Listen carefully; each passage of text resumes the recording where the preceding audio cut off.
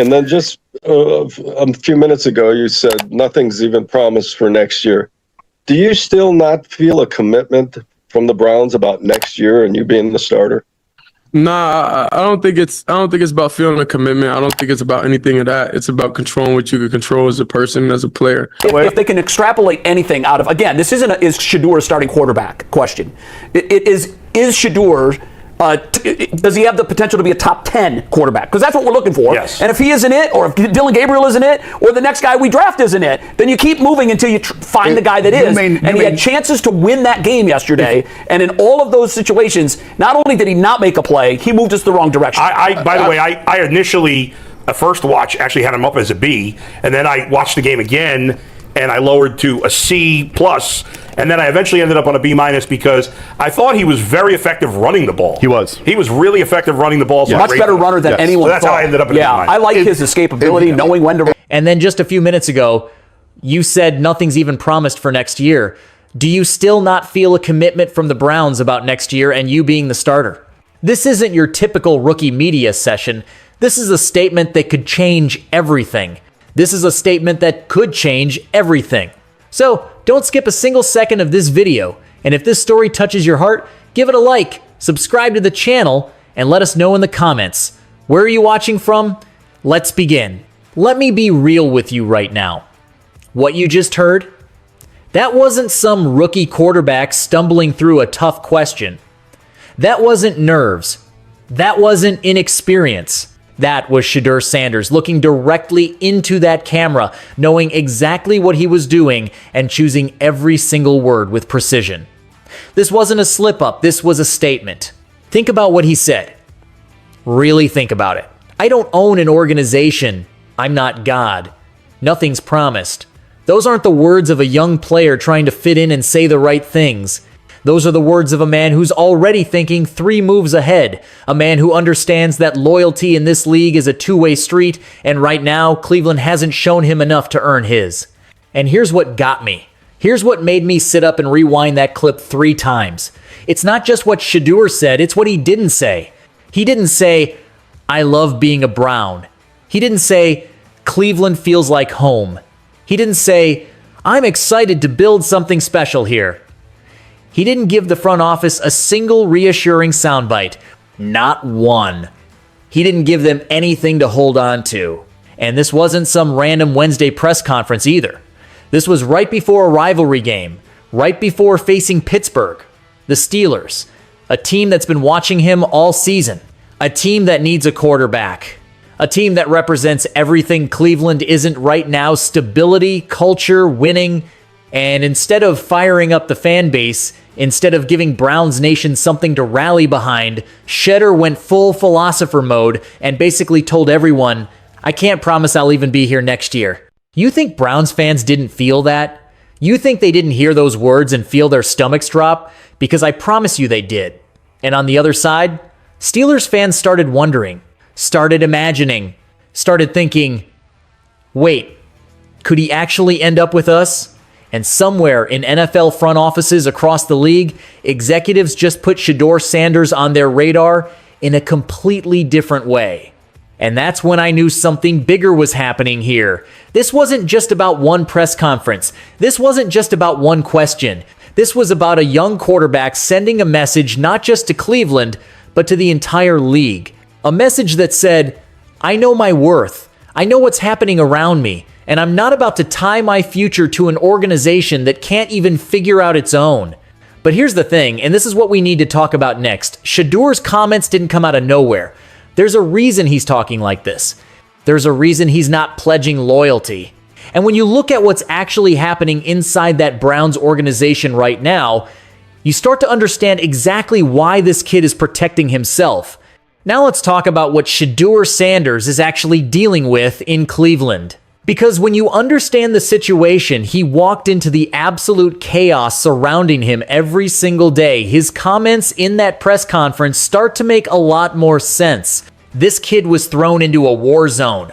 I'm not exaggerating. Look at what's happening around him. The Browns are struggling. The coaching staff, nobody knows if they'll even be there next year.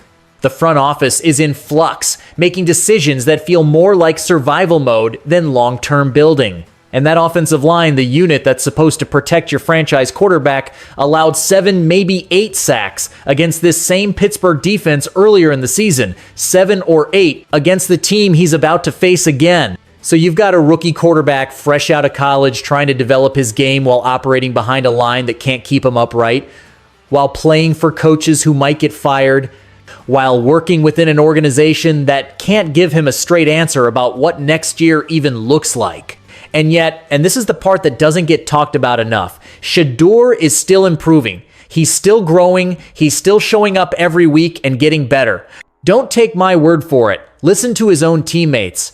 Harold Landry came out and specifically praised him, said Shedeur's getting the offense in and out of the huddle faster, said he's stepping up in the pocket more, said he's taking hits and still delivering throws. That's not just coach speak, that's a veteran defender recognizing real growth from a young quarterback. But here's where it gets frustrating. The media can't seem to figure out how to grade him. One analyst had him at a B after the game, then rewatched it and dropped him to a C+, then somehow landed on a B. It's all over the place. Meanwhile, the locker room, the guys who actually see him work every day, they respect him. They trust him. They're watching him earn it in real time. He's developing despite the chaos, not because of the system. Let that sink in for a second. Everything around him is unstable, and he's still finding ways to get better. That takes a special kind of mentality. So here's the question I keep coming back to. Cleveland can't promise him their coaches will be back next year. They can't promise him stability. They can't even promise him a coherent plan. So why should he promise them anything? Why should Shedeur Sanders stand at that podium and pledge his loyalty to a franchise that hasn't shown him the same commitment? That detached tone everyone's talking about, that philosophical nothing is promised mentality, that's not a lack of commitment. That's self-preservation. That's a young man protecting his future because the organization around him hasn't earned his trust yet. But here's where things get really interesting. Because there's another team watching all of this unfold. A team that represents everything Cleveland isn't, and they play in the same division. This is where it gets really interesting. Remember, this press conference didn't happen in a vacuum. This wasn't some random midweek media session with nothing on the line. Shedeur Sanders made these comments right before facing the Pittsburgh Steelers. A rivalry game. A divisional matchup. A game that means everything to Browns fans who've watched their team get pushed around by Pittsburgh for decades. And what did Shedeur say when asked about the rivalry? When given the perfect opportunity to fire up the fan base and give Cleveland something to rally behind, he said he approaches every game the same. No extra motivation, no special feelings about Pittsburgh, just another Sunday. Now, some people heard that and thought, okay, he's being professional, he's not creating bulletin board material. And sure, on the surface, that's a reasonable take. But I need you to think deeper here. Because Shedeur Sanders is not a naive kid who doesn't understand how this league works. He knows the Steelers are watching, and he's not stupid. Think about what Pittsburgh represents. Stability. A winning culture, a defensive identity that actually protects its quarterback, a front office that doesn't blow things up every 2 years. And most importantly, they need a young quarterback. Everyone knows it. The Steelers are looking for their next franchise guy, and they play Shedeur twice a year. They've been scouting him up close all season. So when Shedeur stands at that podium and refuses to pledge his future to Cleveland, when he talks about nothing being promised and not being able to control what happens, you think Pittsburgh's front office isn't taking notes? You think they're not watching that clip and having conversations? Come on. That's not disloyalty. That's leverage. Shedeur is playing the game within the game. He's not burning bridges with Cleveland. He's still showing up, still competing, still saying the right things about doing his part. But he's also not building bridges either. He's keeping every door open. He's making sure that if Cleveland fumbles this, if they don't commit to him the way they should, there are other options waiting. And that's exactly how NFL front offices operate. When a young quarterback speaks in vague terms about his future, when he doesn't pledge loyalty, scouts and executives pay attention. They start doing homework. They start running scenarios. They start thinking, if Cleveland screws this up, we could be in position to make a move. Pittsburgh is thinking, if Cleveland screws this up, And honestly, I don't think that's an accident. I think Shedeur knows exactly what message he's sending. He's not demanding a trade. He's not forcing his way out. He's just leaving the door cracked, just enough for the right team to notice. But here's the thing that should actually excite Browns fans. Because underneath all the speculation, underneath all the drama, there's something about Shedeur's mentality that's genuinely special. But wait, I need you to hear something that completely changes this story. When reporters asked Shedeur about those 7 or 8 sacks, Pittsburgh got in their first meeting when they tried to get him thinking about that pass rush coming at him again. His response was absolutely cold-blooded. He said, if you focus on past stats like that, you've already lost mentally before you even showed up. Stop and think about that for a second. A rookie quarterback about to face one of the most vicious defenses in football. Again, the same defense that absolutely destroyed him earlier this season, and he's not even slightly concerned. He's not talking about adjustments or protections or getting the ball out quicker. He's talking about mindset. He's saying, I don't care what happened before. That's over. That's done. That's not just confidence. That's champion mentality. You know who talks like that? Tom Brady. Patrick Mahomes. The guys with rings, the guys who've been in the biggest moments and delivered, they don't let the narrative control them. They don't let fear creep in. They stay locked in on what they can control, and they move forward. Always forward. And here's what makes this even more impressive. Shedeur isn't just talking. He's backing it up with his play. Week after week, game after game, he's getting better. He's not getting rattled. He's getting better.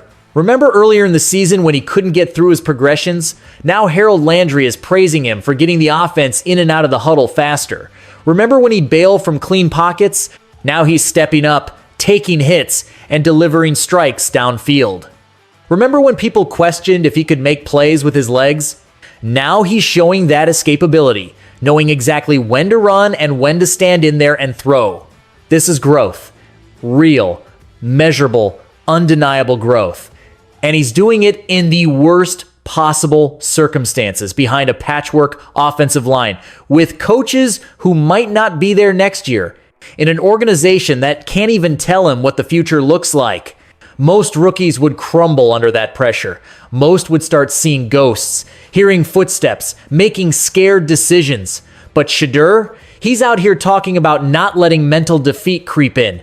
He's talking about living in the present and controlling what he can control. That's not rookie talk, that's veteran leadership. This is the kind of quarterback you build around. So honestly, Browns fans should be excited, not scared. Yeah, his comments about the future were uncomfortable. Yeah, the uncertainty is real. But you know what else is real? You've got a 1-year-old quarterback with the mental makeup of a champion, a kid who doesn't get intimidated by anyone or anything. A player who's improving despite chaos, who's earning respect despite criticism, who's showing exactly the traits you need in a franchise quarterback. And that brings us to the biggest question of all: what happens next? This is Cleveland's moment of truth. Everything I've just laid out, the press conference, the chaos in Cleveland, the Pittsburgh factor, the champion mentality, it all comes down to this. The Browns have a decision to make, and they need to make it right now. Because what Shedeur Sanders did in that press room wasn't a betrayal, it wasn't disloyalty, it was a challenge. A straight-up look-you-in-the-eye challenge to the Browns front office. He's essentially saying, you want my loyalty? Earn it. And that's not arrogance. That's not entitlement. That's a young quarterback who knows his value and refuses to beg for something that should be given. He's not begging for a spot. He's demanding they prove they deserve him. There's a massive difference, and if the Browns are smart, they'll recognize it. Because here's what Cleveland needs to understand.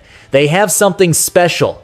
They have a 1-year-old quarterback who's improving every week despite organizational chaos, who's earning respect in the locker room, who's showing mental toughness that most veterans don't have, who's not getting rattled by pressure or criticism or uncertainty.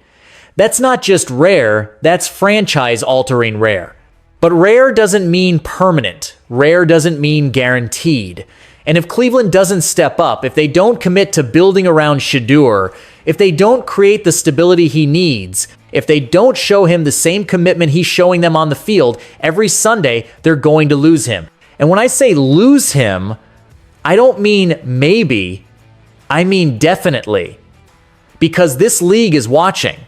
Pittsburgh is watching. Every team that needs a quarterback is watching. And they're all thinking the same thing. If Cleveland fumbles this, we're ready. If they fumble this, they'll regret it for the next decade. We've seen this movie before. We've seen franchises let generational talent slip through their fingers because they couldn't get out of their own way.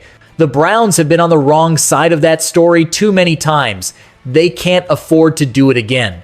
Not with this kid. Not with Shedeur Sanders. So here's my prediction, and I want you to remember this. Shedeur Sanders is going to be a franchise quarterback. The only question is for who? Is it going to be for Cleveland, where he started, where he's fighting through adversity, where he could become a legend if they just give him what he needs? Or is it going to be for Pittsburgh, or another team that recognizes what they have and commits to building around it? That's the question. That's the stakes. And that decision is going to define the Browns for the next decade. So I want to hear from you. Drop your take in the comments right now. Is Shedeur staying in Cleveland? Is he already planning his exit? Should the Browns go all in on him? Or are they right to be cautious? And hit that subscribe button, because this story is just getting started and we're going to be here breaking down every single development. Because one thing's for certain, Shedeur Sanders just changed everything. And what happens next is going to be must-watch football.